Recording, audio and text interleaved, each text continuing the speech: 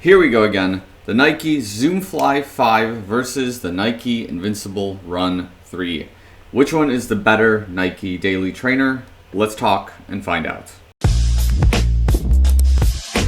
So before we get into it, make sure you like the video, subscribe to the channel. If you're already subscribed, watching this content, thanks so much. Love you guys a lot. Make sure you follow me on Instagram, Strava for all sorts of other updates, life updates, things like that. So without further ado, I guess let's begin. Specs for both shoes respectively are, there we go, right here for each one. And we're just going to go and begin with the shoe with a little more seniority here, which is our Zoom Fly 5. So as you guys probably already know, the Zoom Fly 5 in this size is about 10 ounces, which puts it close to about 290-300 grams on average, with a heel stack height of 41 millimeters and a 4-foot stack height of about 33 in the 4-foot, I guess, 32, depends. But overall, it has an 8 millimeter offset, which in this case gives it kind of your standard Vaporfly stack height. Also gives you a little bit more of that high heel raise. And again, is a high stack shoe in general.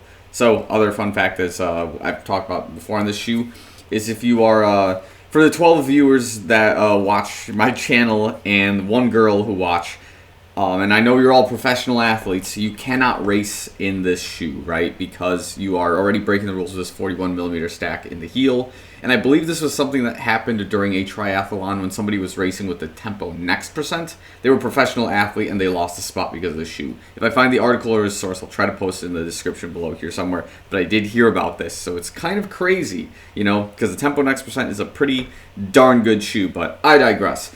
Point here now. Again, you can't race in this shoe, but why would you when you have something like a Vaporfly, Alphafly, and other brands of carbon plate shoes in your repertoire to use?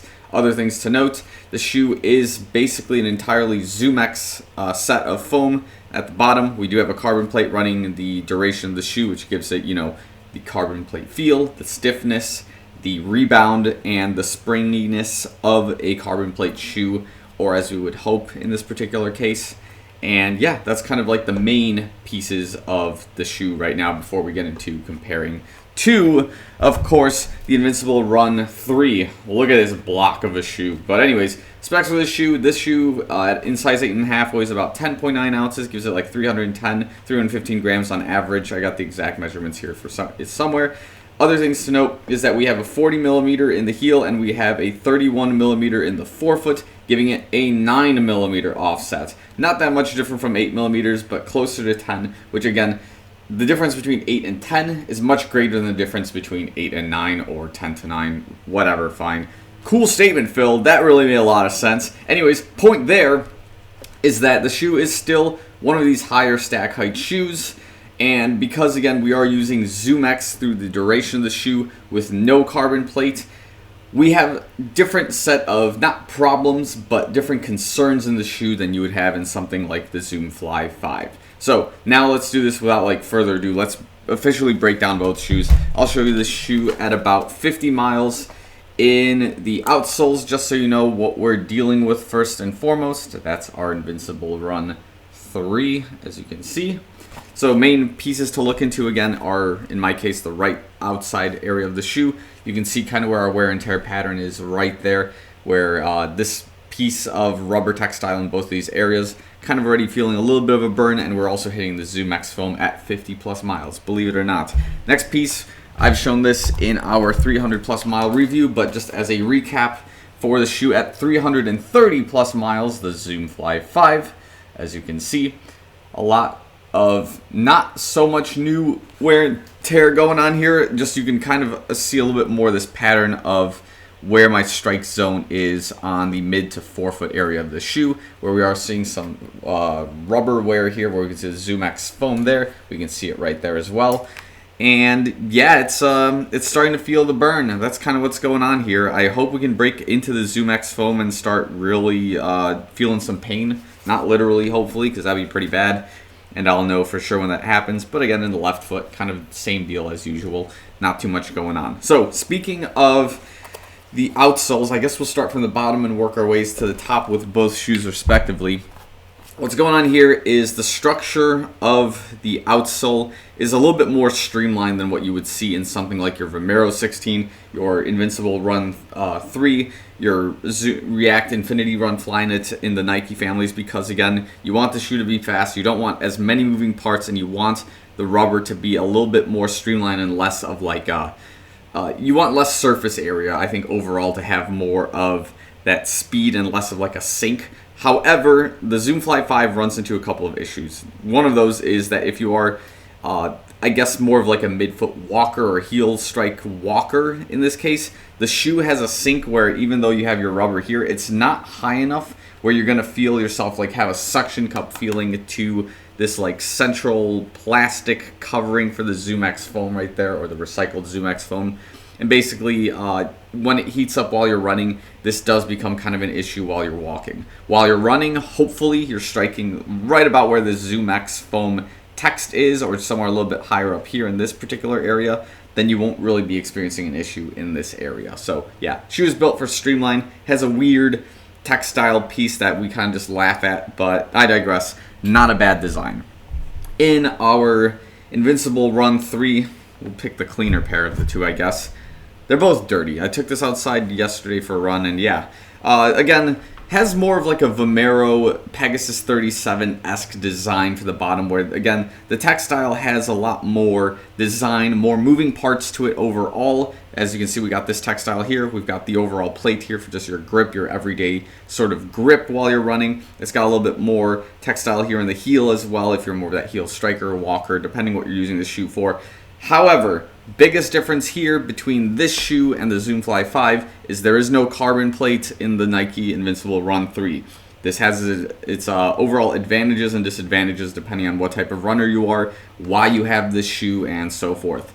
In this particular case, if you don't have the carbon plate, it's usually assumed you're not going to be running very fast in this shoe. However, because you are dealing with a whole stack of ZoomX, and we try to look at the cup half full in this particular case, ZoomX is still a relatively fast, responsive, springy foam, and if you're running with a proper form and you're used to the instability that is associated with ZoomX, you can have a really fast, good time in this shoe. Now, it's not to say that if you had something like with a carbon plate, or you had some EVA foam or some React associated with the shoe, that you couldn't get additional stability, but it's worth noting that as a result of no carbon plate and just straight ZoomX all the way across the shoe and the shoe's weight overall, it does have, again, a lot of instability while you're running. You may have sort of like this supination that occurs while you're running. At least in my case, that's what happens. If you're like thinking about pronating when, you know, your foot kind of caves in like this, you will see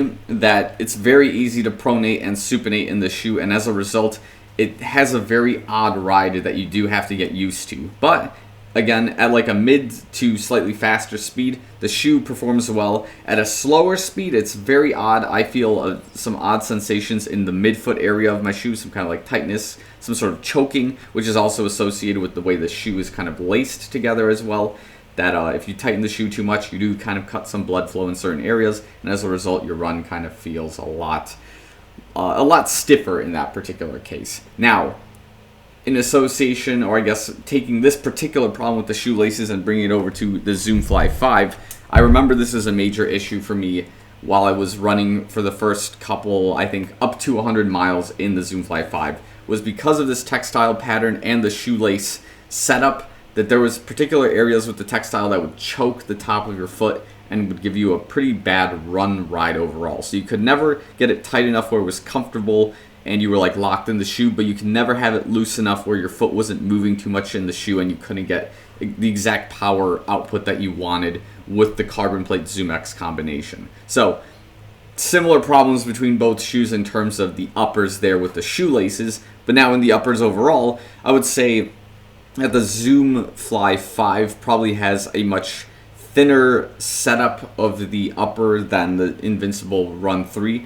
In the particular case, that there's just like one layer of, I guess, textile mesh running on this area, and then we have like a textile sock in the inside of the shoe that kind of lines the inside and outside. And that's what's supposed to kind of keep your foot basically crammed into one place. But again, having the side textile holding and hugging your foot, plus the shoelaces makes for an odd combination of holding your foot down, especially when we have a non-gusseted tongue. This makes things also quite interesting for your lockdown. So in terms of lockdown, not the greatest lockdown, but the Invincible Run 3 wasn't a great lockdown either. So let's make that point like pretty clear overall. So, and I guess the last thing we'll talk about is just some of the upper elements here. I think the upper on this shoe is a little bit heavier and has a lot more material, and it has some kind of glazing as well that kind of resembles like whatever the Atom Knit material was, but it's not like Atom Knit itself. It just has that glue glazing, which I'm guessing is to keep the rigidity and the structure of the shoe overall. And we do have what looks like a fly weave on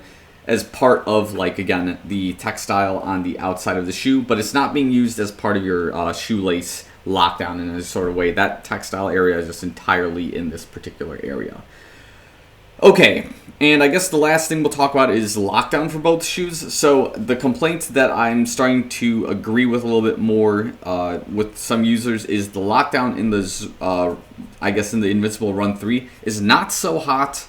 The lip of the shoe and like the heel cup is quite comfortable, but once you start moving and you have like this heel cup in this area, which is supposed to help you keep stability in your heel, but with the combination of this cushion here on the inside, it doesn't seem to be enough to really keep your foot locked down, which is an odd feature for a shoe that's supposed to be used for your easier to maybe slightly faster days. And yeah, you're just having that instability in the shoe in addition to having ZoomX foam. It's kind of a odd combination and maybe an oversight on Nike's end to have this sort of issue in the shoe. Now, the lockdown in the Zoom Fly 5, I don't think was too bad from what I recall. It doesn't have like, you know, your heel pillow that's nearly as profound as it was in like this shoe, the Infinity React Run Flyknit 3. But I think the design overall was comfortable enough and had a good enough of a lockdown where that wasn't necessarily something that I was thinking about while I was running. So I think those are the main pieces of the shoe. So now I guess the question is, if you were stuck in some scenario where you had to buy either shoe and why, or which one you would prefer over one another, I guess I just give the same answer that I always give, is that it really depends on what you're trying to do here, right? Are you looking for a faster daily trainer that has a carbon plate shoe, or that it has a carbon plate running through the shoe, and is used to train for more of your like race day kind of things? Or are you looking for more of your easy run to slightly fast, but also good for your recovery zone type of style runs with no carbon plate and like extra, I guess, softness to be considered?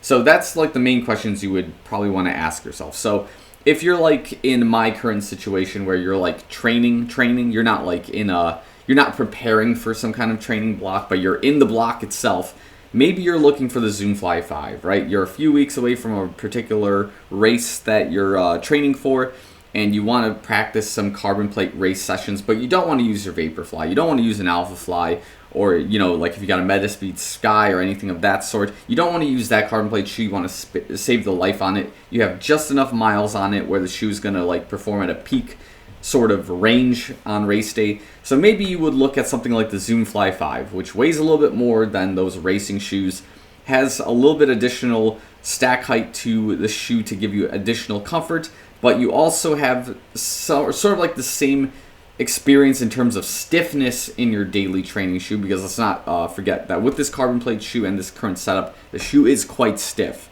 And you want to experience that stiffness, and then on race day, you are already used to it when you're in like your race day carbon plate shoe. The Zoom Fly 5 overall would probably be your best pick for that. Now, and I'll also put it that this is a good shoe to run like maximum, maybe like 8 to 9 miles. And like if you're doing a 15K in this shoe, I think you'll have a good time overall. Anything more, I would consider either like a race day shoe, so you like have your full experience with it, or a shoe that's a lot softer like the Vomero 16, or something that's built for your longer distances. I digress.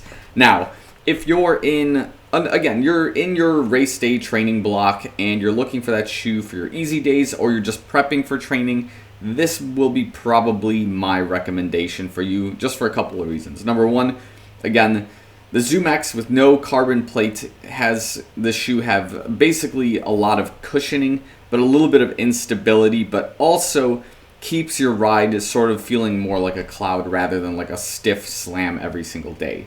So from a, I guess, mid to easy day kind of training perspective, the Nike Run 3, Invincible Run 3, would essentially have just enough, I think, to get you through, you know, if you were trying to do something up to like 10 miles a day, going at an easy pace, nothing too crazy, not like throwing threshold sort of times on the during your training block.